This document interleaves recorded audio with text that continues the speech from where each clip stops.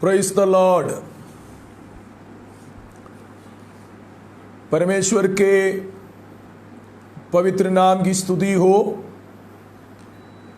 सुंदर समय के लिए मैं परमेश्वर की स्तुति और प्रभु की धन्यवाद करता हूं।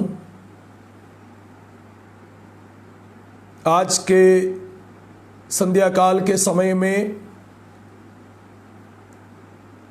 5 स्टोन मिनिस्ट्रीज फेसबुक पेज के द्वारा प्रभु की उपस्थिति में आने के लिए परमेश्वर ने हमारे जीवन में और एक बार सहायता किया। और इस फेसबुक पेज के द्वारा दुनिया में परमेश्वर की वचन की घोषणा करने के लिए अनेक लोगों के पास, हजारों के बीच में परमेश्वर के वचन को पहुंचाने के लिए प्रभु हमारे जीवन में दिया हुआ इस समय के लिए मैं परमेश्वर की स्तुति और प्रभु की धन्यवाद करता हूं। और इस फेसबुक पेज के एडमिन के लिए और उसके साथ ही एडमिन लोगों के लिए मैं प्रभु की स्तुति और प्रभु की महिमा करता हूं। परमेश्वर प्रत्येक लोगों के जीवन में अपनी बड़ी आशीषों को और बड़ी अनुग्रह को प्रदान करें। आज इस फेसबुक पेज के माध्यम से परमेश्वर के वचन को सुनने वाले, प्रभु के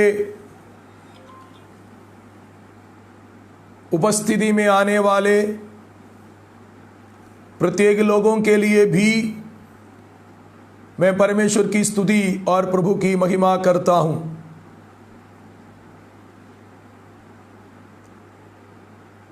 परमेश्वर की बड़ी अनुग्रह प्रभु प्रत्येक लोगों के जीवन में प्रकट करें। आज की वचन की सेवकाई प्रत्येक लोगों के लिए आशीष का कारण बने, इसलिए हम परमेश्वर की उपस्थिति में प्रार्थना करेंगे। आज के चिंता के लिए, आज के मनन के लिए हम परमेश्वर की वचन से हमारे लिए जो विषय निर्धारित किया गया है उस विषय को हम पढ़ेंगे।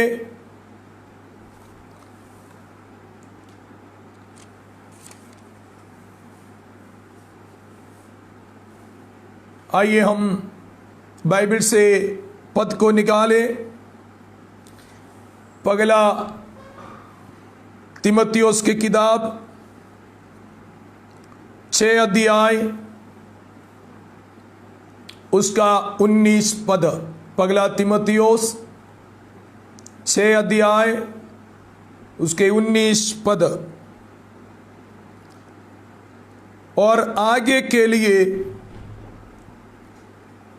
एक अच्छी नींव डाल रखे कि सच्चे जीवन को वश में कर ले। और आगे के लिए एक अच्छी नींव डाल रखे कि सच्चे जीवन को वश में कर ले। आइए हम इस वचन के लिए प्रार्थना करेंगे।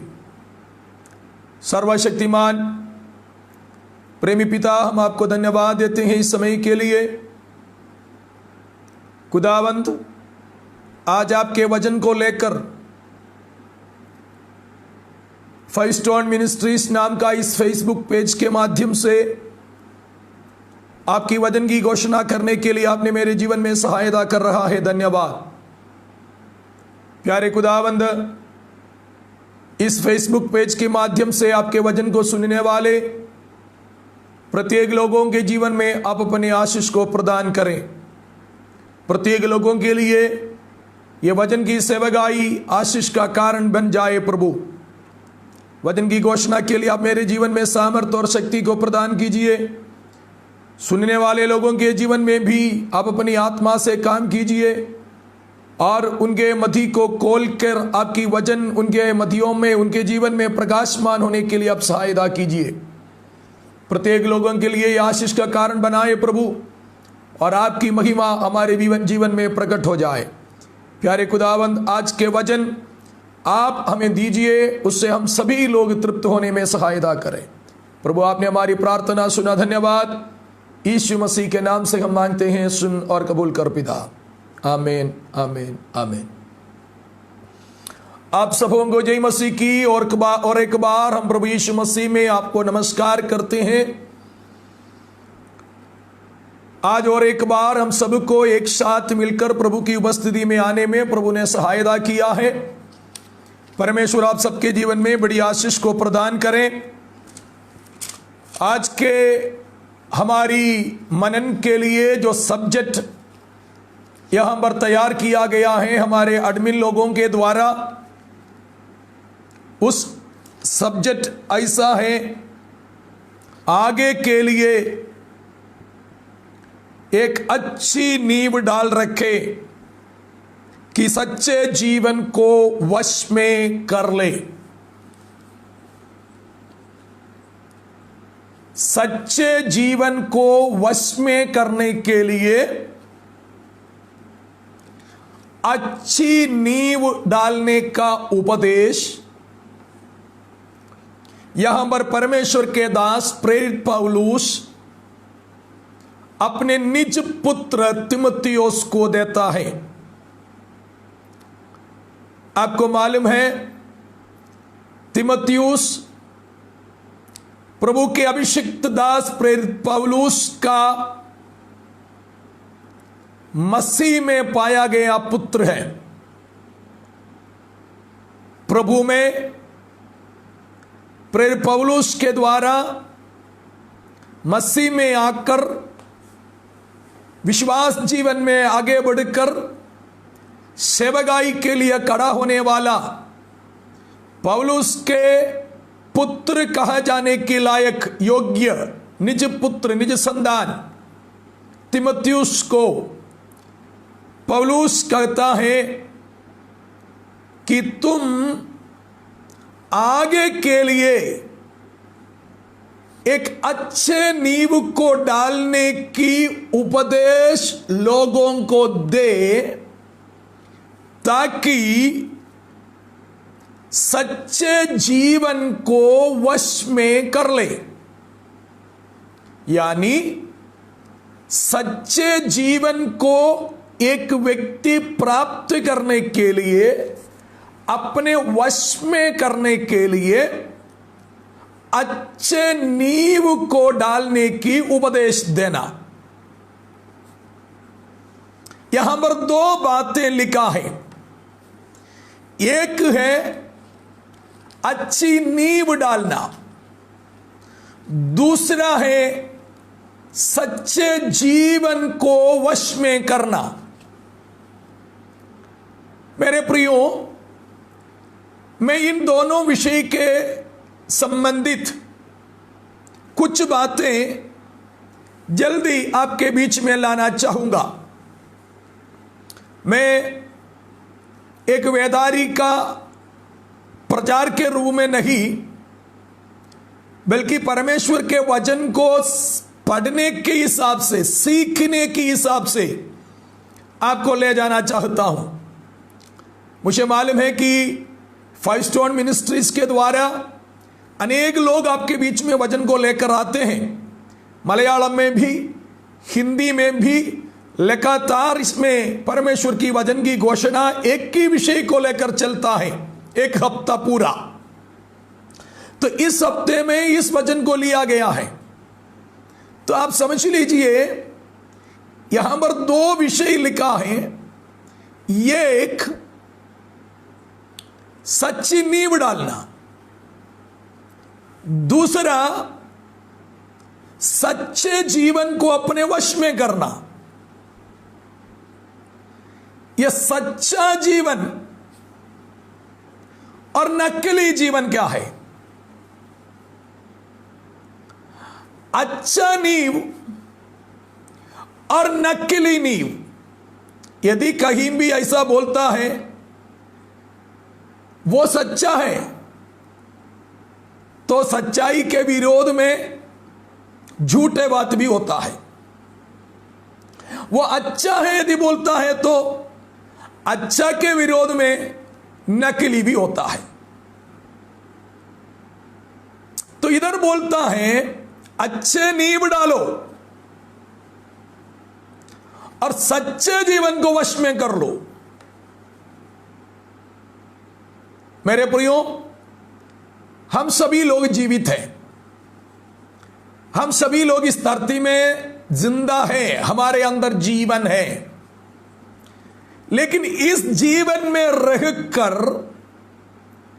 हमें एक सच्चे जीवन को वश में करना है, हमारे वश में करना है, यानी हमें प्राप्त करना है। और उस सच्चे जीवन को प्राप्त करने के लिए आगे को अच्छे नींव डालना है। यह यहां पर लिखा है। मैं इन दोनों को अलग अलग करके आपके बीच में लाना चाहूंगा। यदि आप सच्चे जीवन को प्राप्त करना चाहते हैं, सच्चा जीवन मतलब अभी हम जिस जीवन में रहते हैं वो नकली है, ये कुछ दिनों के लिए है, ये 4 दिन का सफर है। ये आज घास के समान उगती है और कल धूप लगते मुरझा जाता है। ये छाया की समान है, धूप निकलते हो तो दिखते हैं, धूप चले जाने से छाया भी चले जाते हैं। तो मनुष्य का जीवन क्षण भर का जीवन है, यह नकली जीवन है। असली जीवन यह नहीं है। इस धरती पर जीने के पश्चात अनंत काल की जीवन में जब हम प्रवेश करेंगे, अनंत जीवन में हम जब प्रवेश करेंगे, उस अनंत जीवन को सच्चा जीवन बोलते हैं। तो उस अनंत जीवन को हासिल करना, उस अनंत जीवन को अपने वश में करना, ये मनुष्य इस धरती पर रहते समय में करने का काम है। और यदि हम इस जीवन में रहकर, इस नकली जीवन में रहकर, क्षण भर का इस जीवन में रहकर, इस धरती पर मर मिटने वाले अनुभव में रहकर, यदि हम अनंत जीवन को अपने वश में कर लिया तो हम धन्य लोग हैं। तो मैं आपसे कहना चाहूंगा, यदि आप अनंत जीवन को, जिसको सच्चा जीवन कहा जाता है, उस सच्चे जीवन को अपने वश में करना चाहता हो, तो इस नकली जीवन को बहुमूल्य नहीं समझना है।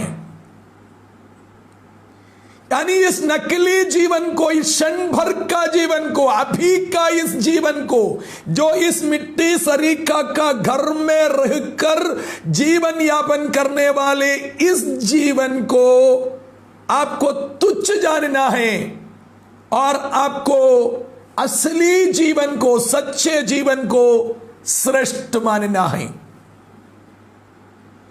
यदि आप सच्चे जीवन प्राप्त करना चाहता है, अपने वश में करना चाहता है, तो इस जीवन जो क्षण भर का जीवन है, इसको आपको त्यागने की जरूरत है। इसको त्यागे बिना, इसको तुच्छ जाने बिना आप सच्चे जीवन को प्राप्त नहीं कर सकते, या सच्चे जीवन को अपने वश में नहीं कर सकते। मैं कुछ पद आपके सामने लाना चाहूंगा। मत्ती रचित सुसमाचार 16 अध्याय,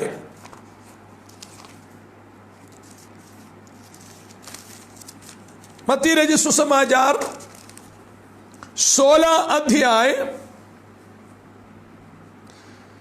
उसका 25 पद पढ़ते समय में, क्योंकि जो कोई अपना प्राण बचाना चाहे वह उसे खोएगा, और जो कोई मेरे लिए अपना प्राण खोएगा वह उसे पाएगा। ध्यान दीजिए, इधर लिखा है जो कोई अपना प्राण बचाना चाहे वह उसे खोएगा, जो कोई मेरे लिए अपना प्राण खोएगा वह उसे पाएगा। यानी यदि कोई अपने प्राण की बचाव चाहता, अपनी प्राण की सुरक्षा चाहता, अपने जीवन के लिए सोचता, अपने लिए काम करता, वो उस प्राण को खोक कर बैठेगा। लेकिन यदि कोई प्रभु के कारण अपने प्राण खोएगा वह उसको पाएगा। परमेश्वर के वचन मत्ती रचित सुसमाचार से लेकर यूहन्ना रचित सुसमाचार तक यदि हम पढ़ें, चारों सुसमाचार के लेखक ने इस वचन को अपनी सुसमाचारों में लिखा है। मत्ती रचित सुसमाचार में और भी एक जगह पर इसको लिखा है। पढ़कर देखने से 10 अध्याय का 39 पद यानी 39वां पद में लिखा है, जो अपने प्राण बचाता है वह उसे खोएगा, और जो मेरे कारण अपना प्राण खोता है वह उसे पाएगा। मत्ती 2 जगह पर इस वचन को लिखा है। दोनों जगह मत्ती ने एक शब्द विशेष करके लिखा कि प्रभु के कारण, यीशु मसीह के कारण यदि कोई अपने प्राण को खोता है, यानी अपने प्राण को बहुमूल्य न समझकर, अपने प्राण को जोखिम में डालकर प्रभु के लिए यदि कोई खड़ा रहता है तो वो उसको पाएगा।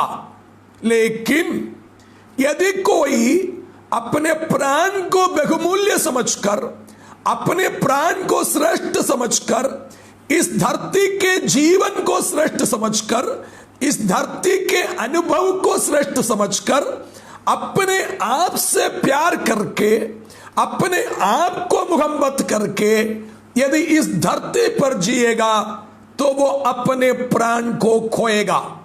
लेकिन प्रभु के प्रति, यीशु मसीह के प्रति यदि कोई अपना प्राण खोले तो बाइबल बोलता है वह अपने प्राण को पाएगा, यानी जीवन को पाएगा। तो इधर यीशु मसीह के प्रति प्राण खोएगा तो उसको पाएगा बोलकर लिखा है। लेकिन मरकुस रचित सुसमाचार में क्या लिखा है, थोड़ा ध्यान दीजिए। मरकुस रचित सुसमाचार 8 अध्याय उसके 35 पद में लिखा है, 8 का 35 में, क्योंकि जो कोई अपना प्राण बचाना चाहे वह उसे खोएगा, और जो कोई मेरे और सुसमाचार के लिए अपना प्राण खोएगा, वह उसे बचाएगा। यानी यदि कोई अपना प्राण बचाना चाहे तो वह उसको खोएगा, लेकिन प्रभु के प्रति, सुसमाचार के प्रति यदि कोई अपना प्राण खोएगा तो वो अपना प्राण को बचाएगा। इधर एक शब्द ज्यादा मरकुस ने लिखा। मत्ती में प्रभु के प्रति, मेरे प्रति ऐसा लिखा है, मेरे कारण। लेकिन मरकुस जब लिखा तो वहां पर बोलता है मेरे और सुसमाचार के कारण।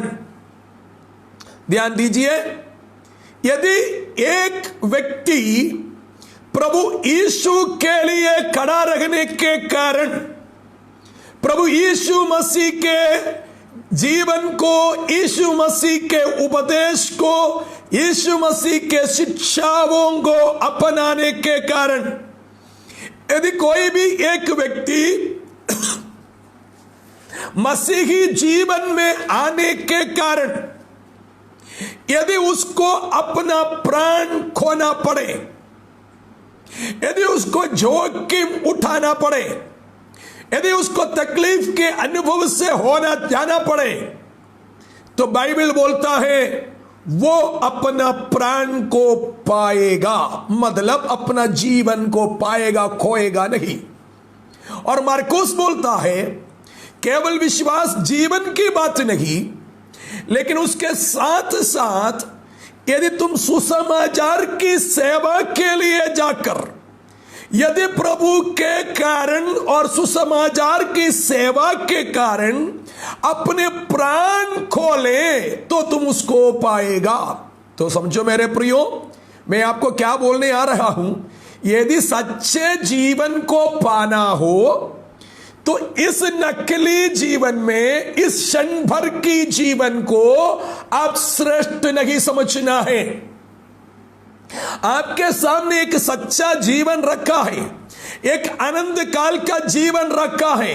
उस जीवन पाने के लिए आपको इस क्षण भर का, अभी का इस जीवन जो 50 साल, 60 साल, 80 साल, 70 साल का है, इस जीवन को आपको तुच्छ जानना है, इसको आपको त्यागना है, इसको आपको बहुमूल्य नहीं समझना है। आपको उस आनंद काल की जीवन को बहुमूल्य समझना है, और वो आनंद काल का जीवन आपको यीशु देता है। इसलिए यीशु को अपनाने के कारण यदि सताव का सामना करता हो, यदि मृत्यु का सामना करता हो, जोखिम उठाने का नौबत आता हो, तो समझ लो तुम उस अनुभव से जाने से तुम अपना जान, अपना प्राण को पा रहा है, उसको नहीं खो रहा।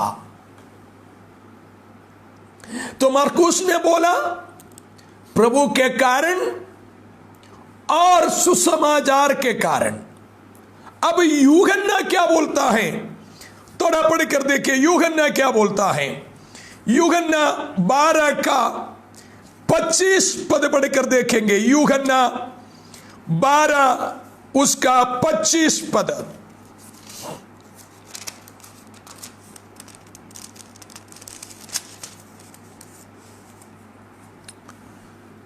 उधर लिखा है, जो अपने प्राण को प्रिय जानता है वह उसे खो देता है, और जो इस जगत में अपने प्राण को अप्रिय जानता है वह अनंत जीवन के लिए उसकी रक्षा करेगा। इधर स्पष्ट लिखा यूहन्ना ने। हमारा सब्जेक्ट सच्चे जीवन को अपने वश में करना है। सच्चे जीवन को यदि आप अपने वश में करना चाहता, सच्चे जीवन मतलब अनंत जीवन, उस अनंत जीवन को आप अपने वश में करना चाहता हो, तो इस जगत में आपके पास जो जीवन है उसको प्रिय नहीं जानना, उसको अप्रिय समझना। यदि आप आगे जाकर सच्चे जीवन को प्राप्त करना चाहता है तो आप इस धरती पर रहकर, इस शरीर में रहकर, इस जगत की जिंदगी को अप्रिय समझ लीजिए और उस जीवन को जो भविष्य में आपको पाने का है उसको प्रिय समझ लीजिए। तभी आप सच्चे जीवन को अपने वश में कर सकता है। मैं जल्दी आगे जाना चाहता हूं। यूहन्ना ने क्या बोला? इधर लिखा है 12 अध्याय का 25 पद में, ध्यान से देखिए। अपने प्राण को प्रिय जानते हो, जो अपने प्राण को प्रिय जानता है वह उसको खो देता है, और जो इस जगत में अपने प्राण को अप्रिय जानता है वह आनंद जीवन के लिए उसकी रक्षा करता है। आप अपने प्राण को आनंद जीवन का वारिस बनाना चाहता है तो, यानी आनंद जीवन को आप अपने वश में करना चाहता है तो, मेरे प्रियो, जरूरी है आप अपने इस जीवन को अप्रिय जानिए, क्योंकि आनंद जीवन आपके लिए प्रभु रखा है। अब मैं इसके साथ साथ कुछ लोगों को आपके सामने लाना चाहता हूं। आपको मालूम है प्रभु यीशु मसीह ने इस धरती पर रहते समय में कहा कि एक व्यक्ति यदि सचमुच मेरा चेला बनना है तो उसको क्या करना पड़ता है? लूका रचित सुसमाचार 14 अध्याय उसका 26 पद जब हम लोग पढ़ते हैं, लूका 14 उसका 26 पद में जब हम लोग पढ़ते हैं तो वहां पर यीशु मसीह ने ऐसा कहा, 14 का 26, यदि कोई मेरे पास आए और अपने पिता और माता और पत्नी और बच्चों और भाइयों और बहनों वरन अपने प्राण को भी अप्रिय न जाने तो वह मेरा चेला नहीं हो सकता। थोड़ा ध्यान दीजिए। आजकल बहुत यीशु मसीह के चेले लोग हैं, बोलते हैं हम यीशु मसीह के चेले हैं,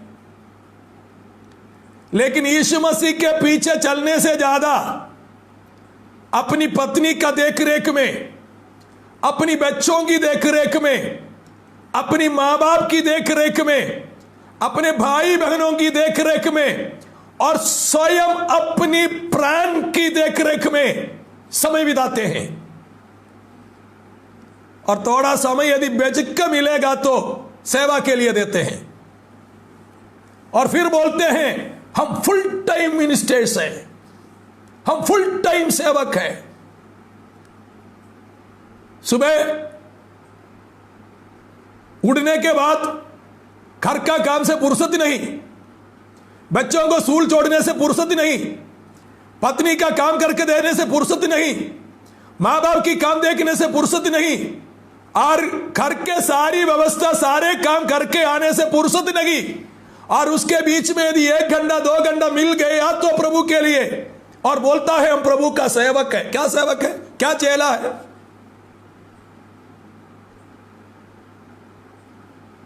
कभी कभी मेरे को लोग पूछते हैं क्या तेरे को पत्नी नहीं है क्या, तेरे को बच्चे नहीं है क्या, तेरे को मां बाप नहीं है क्या, तेरे को घर द्वार नहीं है क्या, कि दिन प्रतिदिन जब भी देखो सेवा सेवा सेवा सेवा सेवा, इस गांव से उस गांव, उस गांव से उस गांव, उस चर्च से उस चर्च, उस चर्च से उस चर्च, घर में तो रहता ही नहीं। लोग मेरे को बोलते हैं और कभी मेरे पीठ पीछे बहुत कुछ बोलने वाले भी हो सकते हैं, लेकिन मैं एक बात जानता हूं, यदि कोई भी सेवक, यदि कोई भी चेला, यदि प्रभु की सेवा से बढ़कर, इन पदों को आप ध्यान से पढ़कर देखिए, 14:26, यदि कोई मेरे पास आए और अपने पिता और माता और पत्नी और बच्चों और भाइयों और बहनों वरन अपने प्राण को भी अप्रिय नहीं जाने, वो मेरा चेला नहीं बन सकता। आज मुझको सुनने वाले लोगों में यदि कोई भी सेवक बनने के बाद, यदि सेवकाई से बढ़कर, प्रभु की सेवा से बढ़कर, प्रभु की नाम से बढ़कर, सुसमाचार से बढ़कर, प्रभु से बढ़कर, यदि अपनी मां बाप से प्रेम करता हो, भाई बहनों से प्रेम करता हो, पत्नी से प्रेम करता हो, बाल बच्चों से प्रेम करता हो, या स्वयं अपनी प्राण से प्रेम रखता हो, तो मेरे प्रियो, आप प्रभु के चेला नहीं हो सकता। यदि आप प्रभु के सच्चे चेले हैं तो इनको दूर रखे। इसका मतलब यह नहीं है कि आप उससे अलग हो जाए, इसका मतलब यह नहीं है कि आप अपनी जिम्मेदारी से हट जाए। आप अपनी जिम्मेदारी पूरा कीजिए, आप उसका देख रेख कीजिए, आप उसे प्रेम कीजिए, आप उसको संभालिए, आप उसके लिए जो कुछ करना है कीजिए, क्योंकि बाइबल कहता है जो अपनी परिवार की अच्छे प्रबंध नहीं कर सकता, जो अपने घर के अच्छे प्रबंध नहीं कर सकता, वो परमेश्वर की कलीसिया के प्रबंध नहीं कर सकता। लेकिन इसका मतलब यह नहीं कि कलीसिया छोड़ के, सेवा छोड़ के, वचन छोड़ के, सुसमाचार की प्रचार छोड़ के आप अपने घर में बैठ जाए। आप प्रभु के लिए खड़े रहिए, प्रभु से ज्यादा प्रेम रखिए, प्रभु के साथ रहिए। यह प्रभु चाहता है तुम अपने आप को अप्रिय जानो। यही बोलने का मतलब है, जो अपने आप के, अपने प्राण को बचाने की कोशिश करोगे आप उसको खोएंगे, लेकिन आप उसको प्रभु के नाम के कारण, सुसमाचार के कारण उसको खोओगे तो आनंद काल के लिए, आप उसकी आनंदित जीवन के लिए आप उसकी रक्षा करेंगे। इसलिए आनंद जीवन की प्राप्ति, सच्चे जीवन की प्राप्ति यदि आप चाहता है तो अपना प्राण को प्रिय मत जानो, अपने मां बाप को प्रिय मत जानो, अपनी पत्नी को प्रिय मत जानो, अपनी बाल बच्चों को प्रिय मत जानो, अपने भाई बहनों को प्रिय मत जानो। आपका जिम्मेदारी का कर्तव्य आप निभाओ, अपने कर्तव्यों का निर्वहन आप जरूर करो, लेकिन उससे बढ़कर आप प्रभु को प्रिय जानो, तभी आप प्रभु के सच्चे सेवक बन सकते हैं और आप उस सच्चे जीवन को अपने वश में कर सकते हैं। मैं वचन में जल्दी जाना चाहूंगा मेरे प्रियो। दूसरा तीमुथियुस की किताब में आप आइए, दूसरा तीमुथियुस की किताब 2 अध्याय में तीमुथियुस को प्रेरित पौलुस क्या बोलता है आपको मालूम? दूसरे तीमुथियुस 2 अध्याय उसका 4 पद में ऐसा लिखा है, जब कोई योद्धा लड़ाई पर जाता है तो इसलिए कि अपने भर्ती करने वाले को प्रसन्न करे, अपने आप को संसार के कामों में नहीं फंसाता। इसका वास्तविक अर्थ यदि मैं बोलूं तो भर्ती करने वाले को प्रसन्न कराने के लिए कोई भी अपने व्यक्तिगत जीवन की मामले में नहीं फंसता। समझ लीजिए परमेश्वर की वचन को। यदि सच्चे जीवन प्राप्त करना चाहता हो, अपने आप का त्याग करो, अपने सब कुछ का त्याग करो, अपने आप को अप्रिय जानो, तभी आप सच्चे जीवन को प्राप्त कर सकते हैं। प्रकाशित वाक्य 12 अध्याय में एक झुंड को हम देख सकते हैं। उस झुंड 70 सप्ताह के समय में, 70वां सप्ताह के समय में, यानी विरुद्ध मसीह के 7 साल के राजत्व के समय में, भारी क्लेश के समय में प्रभु के लिए खड़े रहने वाले लोग हैं, शैतान के ऊपर जय पाया हुआ लोग हैं। उन लोगों के बारे में क्या कहते हैं मालूम? प्रकाशित वाक्य के किताब 12 अध्याय उसका 11 पद को पढ़कर देखिए। वे मेमने के लहू के कारण और अपनी गवाही के वचन के कारण उस पर जयवंत हुए और उन्होंने अपने प्राणों को प्रिय नहीं जाना। भारी क्लेश के, भारी विपत्ति के बीच में प्रभु के नाम से जयवंत हुए कुछ लोगों के बारे में इधर लिखा है।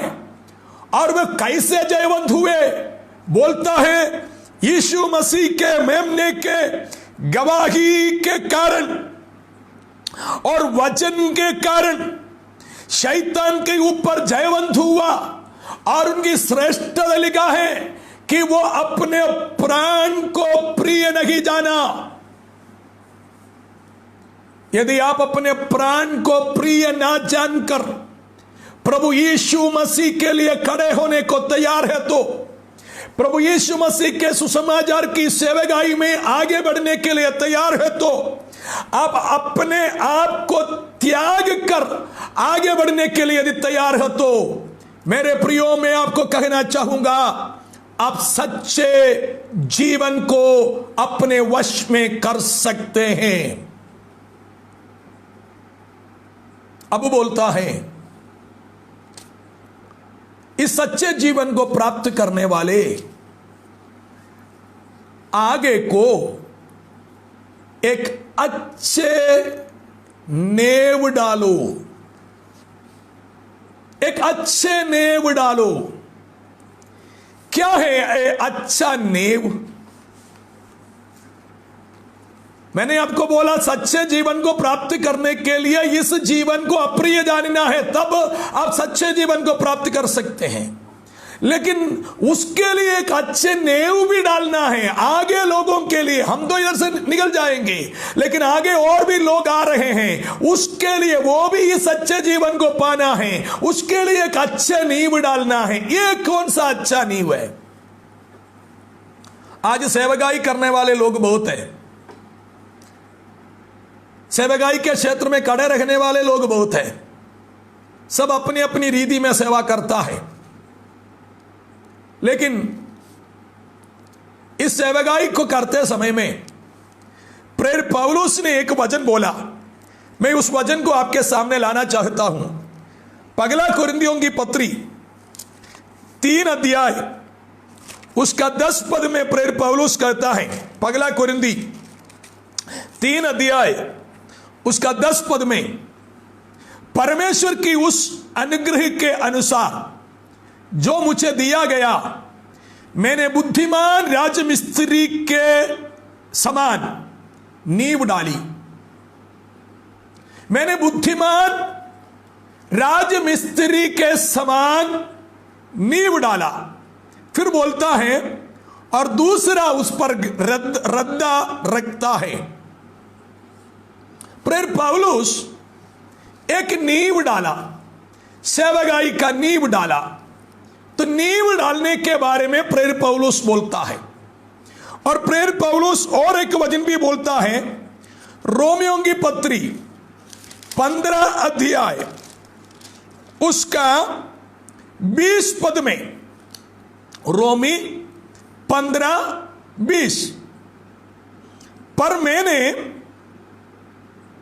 पर मेरे मन की उमंग यही है कि जहां जहां मसीह का नाम नहीं लिया गया वहीं सुसमाचार सुनाऊं।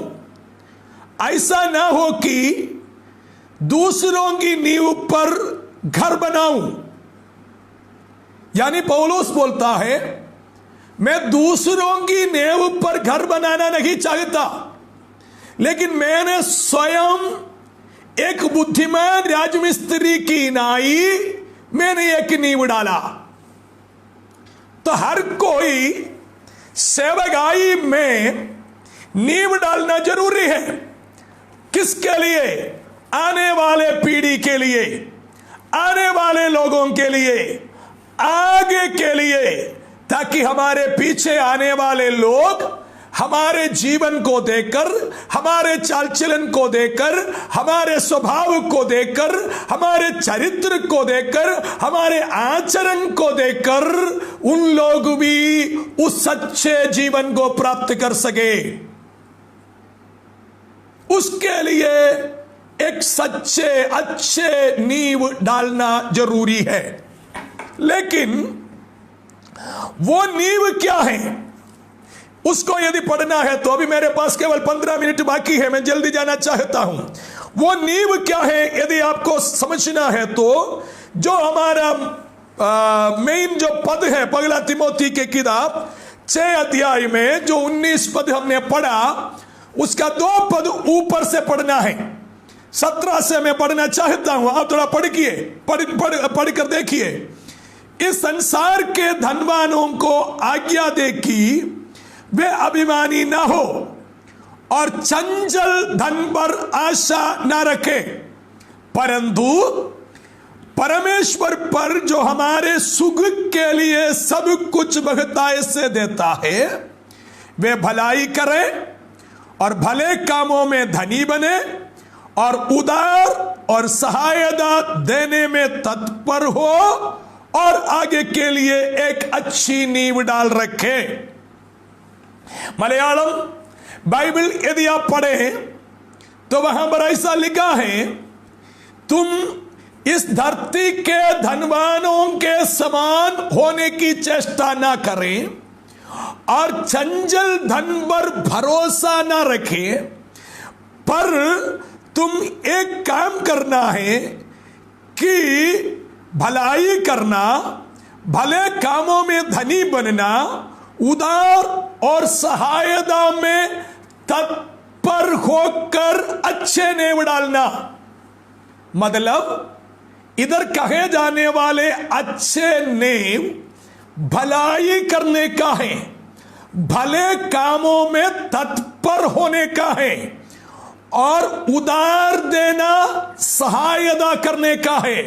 यह है आगे आने वाले भविष्य के लिए हम यदि एक अच्छे रास्ता दिखा सकता है तो, एक अच्छे उदाहरण दिखा सकता है तो, एक अच्छे नींव डालकर दिखा सकता है तो, या एक आदर्श यदि दिखा सकता है तो, मेरे प्रियो, आप अपने जीवन से आने वाली पीढ़ी के लिए दिखाने का सबसे अच्छा नींव, आप डालने का सबसे अच्छा नींव भलाई करने का, भला करने का, उदार देने का, सहायता करने का स्वभाव आप में लाकर आप आने वाले पीढ़ी को दिखाओ। यही सच्चे जीवन को प्राप्त करने का नींव है। मैं इसको थोड़ा स्पष्टता से आपके पास लाना चाहता हूं। पगला तिमुथियुस की पत्री 1 अध्याय उसका 16 पद यदि पढ़े तो, पगला तिमोथी 1 का 16 पद में, पर मुझ पर इसलिए दया हुई कि मुझ सबसे बड़ी पापी में यीशु मसीह अपनी पूरी सहनशीलता दिखाए कि जो लोग उस पर अनंत जीवन के लिए विश्वास करेंगे उनके लिए मैं आदर्श बनूं। प्रेरित पौलुस बोलता है कि यीशु मसीह ने मेरे ऊपर सहनशीलता दिखाकर मेरे ऊपर अनुग्रह इसलिए किया कि आगे जो लोग यीशु मसीह पर विश्वास करने वाले हैं उनके लिए मैं आदर्श बनूं। तो एक व्यक्ति विश्वासी बनने के पीछे परमेश्वर के उद्देश्य आने वाले लोगों के लिए आप आदर्श बने। दूसरा वचन देखिए, एफेसियों की पत्री 2 अध्याय, एफेसियों की पत्री 2 अध्याय उसके 6 पद और मसीह यीशु में उसके साथ उठाया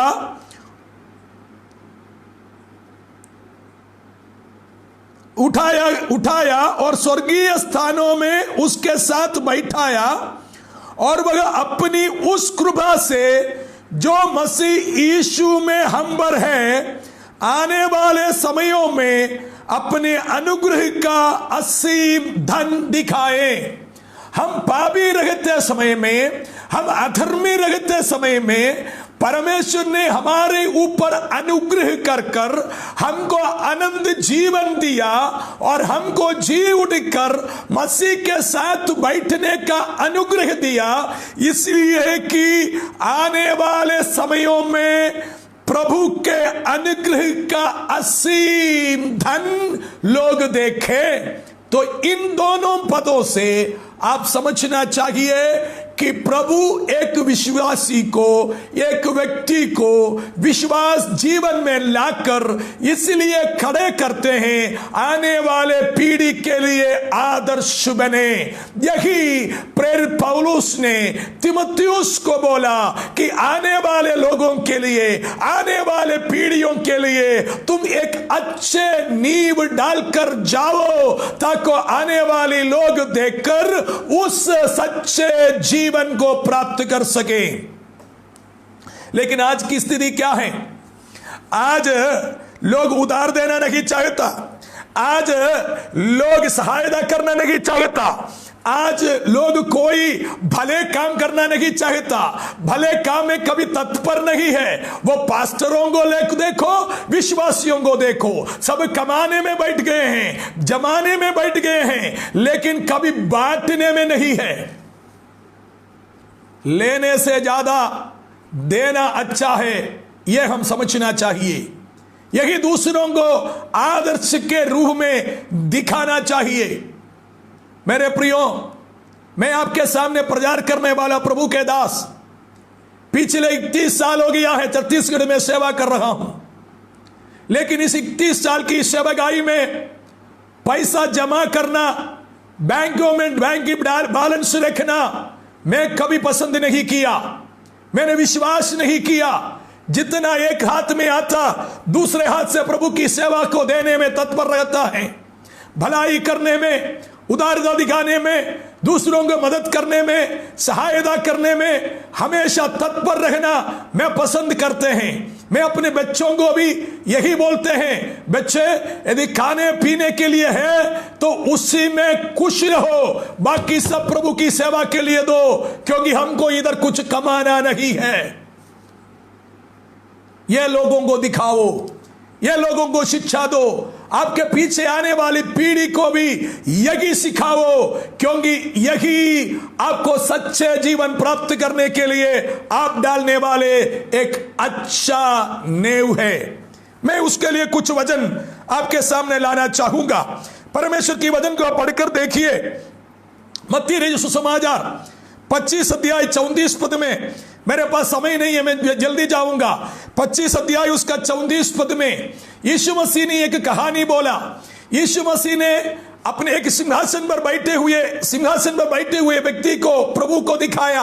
सामने में 2 झुंड जो दाएं और बाएं खड़े हैं, बीच में एक झुंड जो छोटे भाई कहलाता है। और वहीं पर शिक्षा देते समय में कहा कि अपने दाएं वालों से और बाएं वालों से बात करते समय में दाएं वालों से बोलता है, तुमने इस छोटे झुंड के लिए कुछ नहीं किया, इसलिए तुम नरक में जाओ। दाएं वाले से कहते हैं, तुम इस छोटे झुंड के लिए किया, इसलिए तुम आनंद जीवन में प्रवेश करो। देखिए, जहां उदारता दिखाया, जहां दान करना सीखा, जहां पर लोगों की मदद करना सीखा, जहां पर लोगों के कल्याण के लिए सोचा, उधर बोलता है तुमने आनंद जीवन को पाया। वचन निकाल के बोलने के लिए समय नहीं, समय बहुत जल्दी जा रहा है। उस वचन को आप पढ़कर देखिए, मत्ती रचित सुसमाचार 25 अध्याय 34 पद से लेकर आगे पढ़िए। वहां पर लिखा है, हमें किसी ने भूखों को खाना खिलाया, किसी ने नंगे को वस्त्र दिया,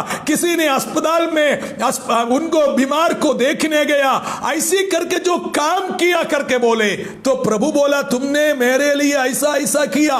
तो लोगों ने पूछा, प्रभु हमने तुमको ऐसा कब किया? तो बोला, इस छोटे में से छोटे के लिए तुमने किया तो मेरे लिए किया। और उसके बाद बोलता है, पिता के घर में, पिता के राज में प्रवेश करो, आनंद जीवन में प्रवेश करो, स्वर्ग के राज में प्रवेश करो। मतलब मेरे प्रियो, आमीन, उसको पाने का योग्य उदारता दिखाया तब उन लोग बना है। तो आमीन, हमको उद्धार मुफ्त में मिला, हमको उद्धार प्रभु के अनुग्रह से मिला, हमको उद्धार परमेश्वर ने दिया है, वो दान में मिला है। लेकिन वो दान में मिला हुआ उद्धार तुम्हारे साथ बने रहना है तो विश्वास में आए हुए लोगों की कर्तव्य है दूसरों के भला करे, दूसरों के लिए कल्याण की काम करे, दूसरों के लिए सहायता करे, उदारता दिखाए। ऐसा करके आने वाली पीढ़ी के लिए एक नमूना छोड़कर जाओ, एक नींव छोड़कर जाओ। मैं वचन में जल्दी जाना चाहता हूं। मत्ती रचित सुसमाचार 6 अध्याय में लिखा है, इस धरती पर तुम अपने धन को इकट्ठा नहीं करना, बल्कि परमेश्वर के राज्य में धन को इकट्ठा करना। मत्ती रचित सुसमाचार 6 अध्याय उसका 19 और 20। अपने लिए पृथ्वी पर धन इकट्ठा न करो, जहां कीड़ा और खाई बिगाड़ते हैं और जहां चोर सेंध लगाते हैं, चुराते हैं, परंतु अपने लिए स्वर्ग में धन इकट्ठा करो, जहां न तो कीड़ा और न खाई बिगाड़ते हैं और जहां चोर ना सेंध लगाते हैं और ना चुराते हैं। क्योंकि जहां तेरा धन है वहां तेरा मन भी लगा रहेगा। यदि आनंद काल का जीवन में तुम्हारा मन लगे रहना है तो तुम्हारा धन भी उधर ही इकट्ठा करो, क्योंकि जहां तेरा धन है वहां तेरा मन। अब इसके विषय में मैं इस वचन को क्यों लाया? क्योंकि पहला तिमोथी 6 अध्याय 17 पद जो हमने पढ़ा था, उधर ऐसा लिखा है, इस संसार के धनवानों को आज्ञा दो कि वे अभिमानी ना हो और चंचल धन पर आशा ना करें। यह धन चंचल है, आज है कल धन नहीं है।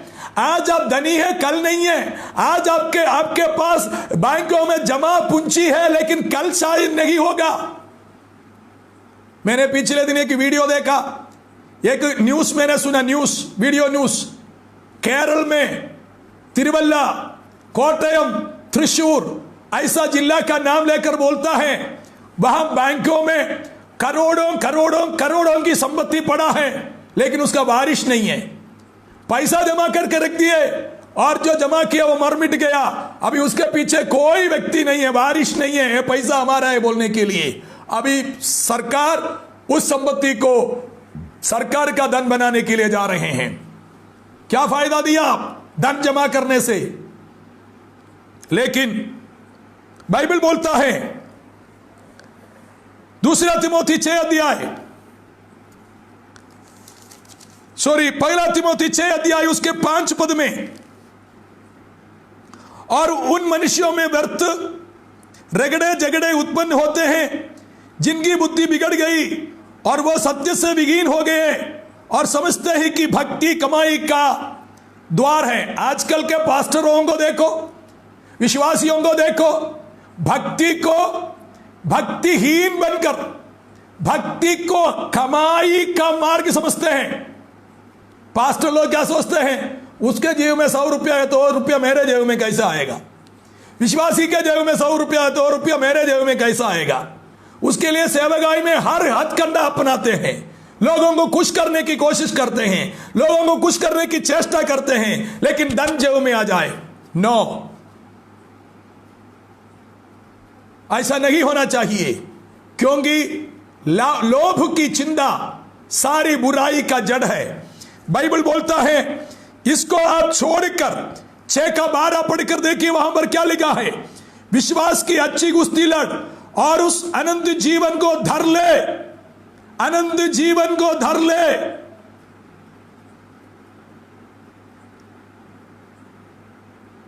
और आगे बोलता है, जिसके लिए तू बुलाया गया, यानी आप उन तमाम गलत बातों को छोड़कर 6 अध्याय पूरा पढ़कर देखिए क्या छोड़ना है। वो सबसे भागो, वो सबको छोड़ो और अनंत जीवन को धर लो। लोभ बुराई है। लोभ जो होता है बुराई का जड़ है। यह सबसे दूर रहो। देना सीखो, देना सीखो, उदारता करना सीखो, दूसरों को मदद करना सीखो। यही लोगों को देने का एक अच्छा नमूना है।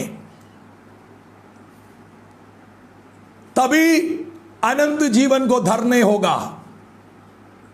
केवल वो नहीं, आपको अनंत जीवन मिलना है तो क्या करना पड़ेगा? मैं अंतिम वचन में आ रहा हूं।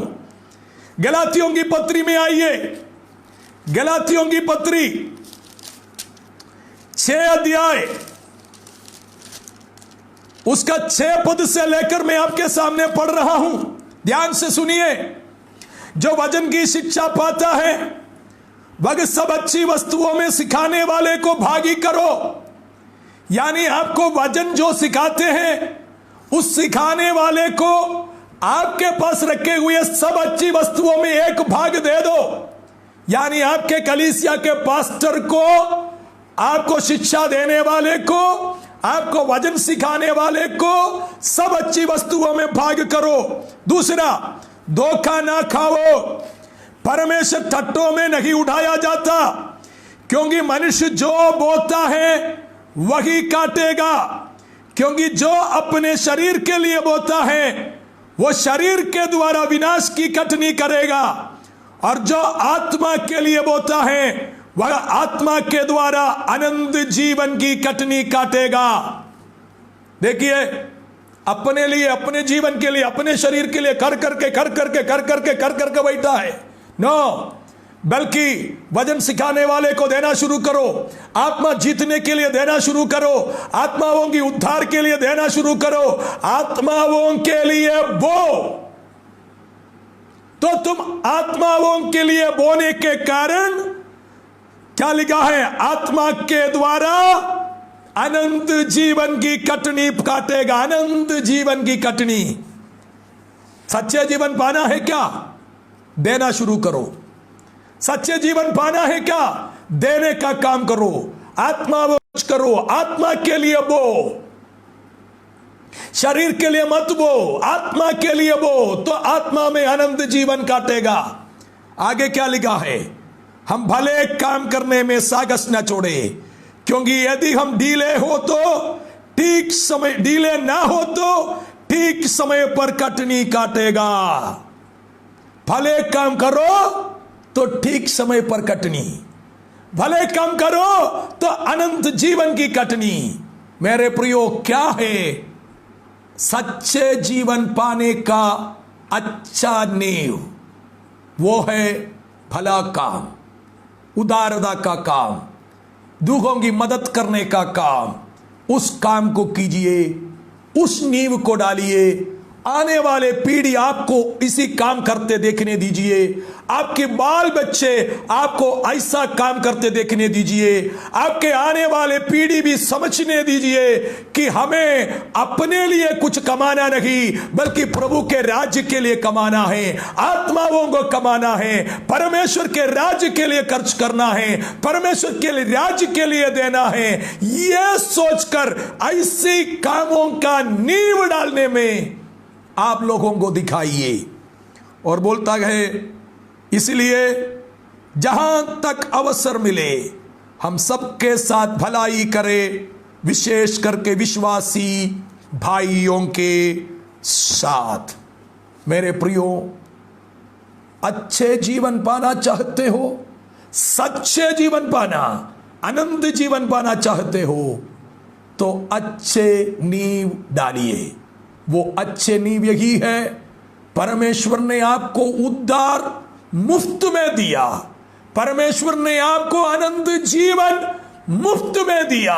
उद्धार पाने के लिए आपने कुछ नहीं खर्च किया, लेकिन उद्धार में आने के बाद, इस अनुभव में आने के बाद आप चुपचाप नहीं रह सकता, बिना खर्च किए नहीं रह सकता। एक अच्छे नींव आप डालिए, वो अच्छे नींव उदारता का है, वो अच्छे नींव भले काम का है, वो अच्छे नींव भले काम के तत्पर होने का है। आप ऐसा काम करके, दूसरों का सहायता करके आने वाले पीढ़ी को दिखाइए प्रभु में रहने वाले लोग ऐसी होते हैं, प्रभु में रहने वाले लोग ऐसी आदर्श बनते हैं, प्रभु में रहने वाले लोग दूसरों की मदद करते हैं, ताकि आपको देखकर आने वाले पीढ़ी उस सच्चे जीवन को प्राप्त कर सके।